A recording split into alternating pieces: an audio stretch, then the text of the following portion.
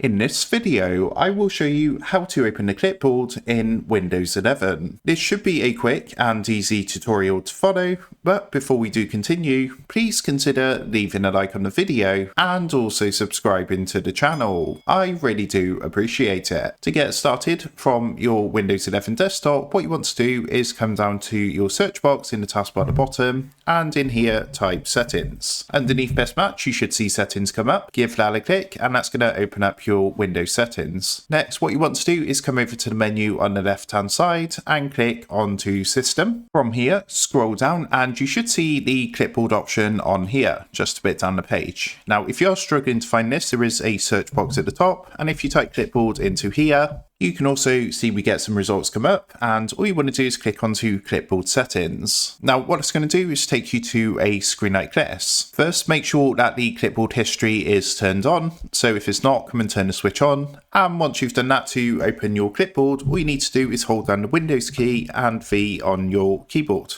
As you can see, the clipboard's going to come up and we can check all the different history and things like that, our clipboard history on here. So that is how to open the clipboard in Windows 11. With that being said, I hope this quick tutorial did help you out today. And if this did help you out, I would really appreciate it if you was to consider dropping down below the video, leaving a like, and also subscribing to the channel. With that being said, I just want to take a minute to thank you guys for watching this quick tutorial, and I will see you in the next video.